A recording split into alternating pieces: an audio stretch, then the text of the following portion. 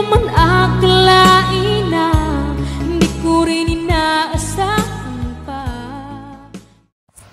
Narito tayo ngayon upang matunghayan ang napakainit, nagbabaga at talaga namang pinaka-inaabangan na latest issue ni Ate Erica. Sa pagpapatuloy ng ating storya ay nandito nga si Kalingap Val Santos Matubang upang maghatid sa atin ng latest update sa issue ni Ate Erica sa pagitan ng kanyang pamilya. Sa pagpapatuloy nga ay kasalukuyan na pinapakilala ni Kalingap Val Santos Matubang ang mga Kalingap Angels sa mga manonood. Doon nga ay ine-emphasize niya na si Viancy daw na ang bagong ka-love team ni Kuya Edu ay sobrang ganda daw. Talagang pinupuri nga ni Kalingap Val ang kagandahan ni Viancy dito.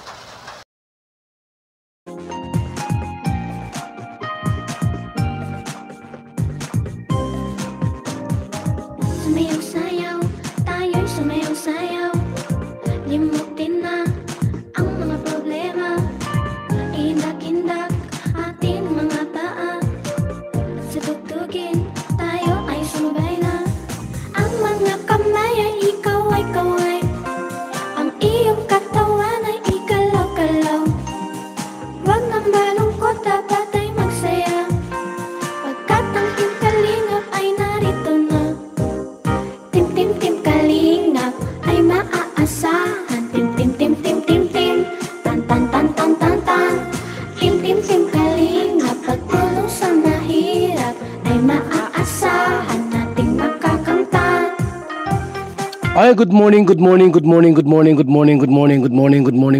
ating lahat, mga kalingap. Maayong buntag sa tanan. Tayo po live uli sa ating official YouTube channel, Val Santos Matubang. Yeah, yeah. Tim kalingap, tim kalingap. Yeah, yeah. Tim kalingap, tim kalingap. Yeah, yeah. Tim kalingap, tim kalingap. Yeah, yeah. Ngayon po araw po ng Martes, mga kalingap, Mayo 21 po sa taong 2024. At ngayon pong umaga, mga kalingap, ay muli tayo mag-usap-usap tungkol sa mga update, issues at balitaan po sa ating pagtulong at paglingap sa ating mga kababayan. And mamayang gabi po mga kalingap huwag niyong kalimutang panoorin nating live premiere. Mamaya po yan, alas 8 po ng gabi. Dito nga sa episode na to ay binibigyang pansin talaga ni Kalingap Val si Ate Viancy.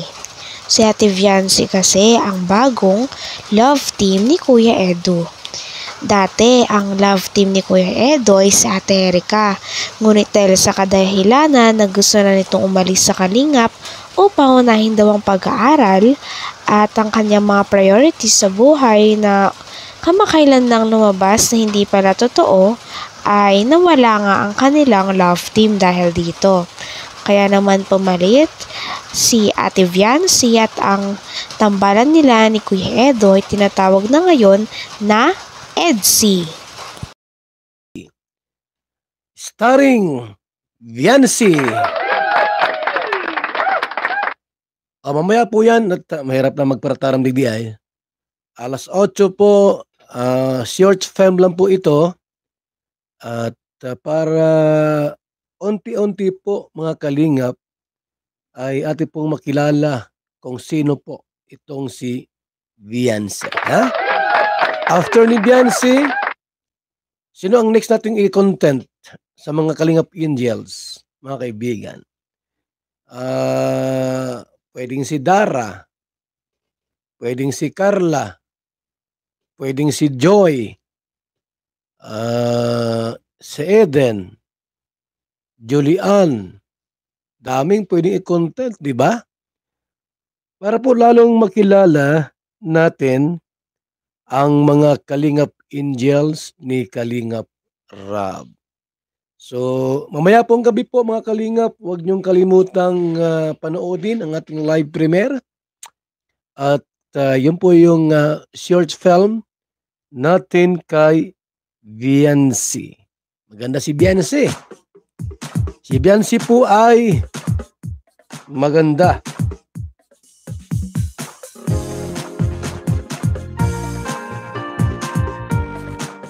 Maputi.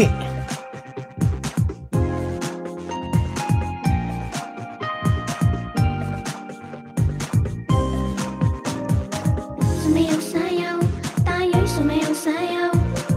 Limutin na ang mga problema. Indak-indak ating mga paa. Bata pa si Viancy mga Kalingap. Tayo ay sumabay na. Ang mga Si Viancy kamay po ay ano pala ang mas 17 itong si Viancy. Pero malaking ano po, malaking bulas, malaking tao po si Viancy. Sa vlog nga na ito ay nakikinig si Kalingap Val Santos Matubang ng video patungkol kay Ate Viancy. Dito nga ay sinasabi sa vlog o sa pinapakinggan ni Kalingap Val na si Viancy ay isang napakagandang batang babae. Siya nga daw ay ang panganay sa 6 na magkakapatid. Kahit mahirap ang buhay nila Ate Viancy ay hindi nawawala ang kanyang pangarap na makapagtapos ng pag-aaral. At nais nga nitong maging flight attendant someday kapag natupad niya na rin ang pag-aaral o edukasyon hanggang kolehiyo na talagang pinapangarap niya. Kalingap mga kaibigan. At saka matangkad si Viancy ha. Si Viancy po ay matangkad. Aha, walang biro, walang biro.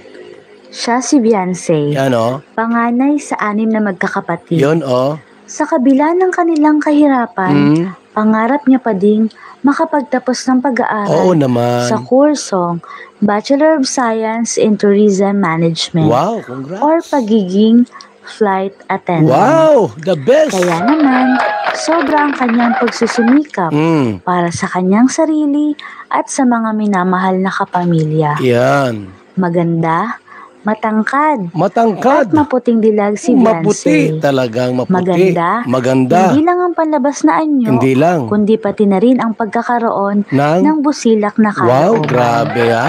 Sa lahat ng mga Kalingap Angels, isa si Viancy Sa mga... sa may natatanging ganda. Oo, totoo yan. Gayunpaman, Okay. alam naman natin sa paglipas ng panahon, ang anyong panlabas ay kumukupas. Oh. Kaya palaging tandaan na dapat Oo. di lang tayo maganda sa panlabas, Pati sa... isaalang-alang din natin ang pagkakaroon Nang? ng mabuting asal at Oh. masilak na kalooban Very good, sa very good. kapwa. Totoo po yan. Sa ganitong paraan, Aha. kumupas man ang ganda, ngunit hindi ang kabutihan at kabusilakan Nang? ng pusong puso. ipinamalas mo sa iba. Opo, opo, opo. So mamaya pong gabi, wag niyong kaligtaan, ining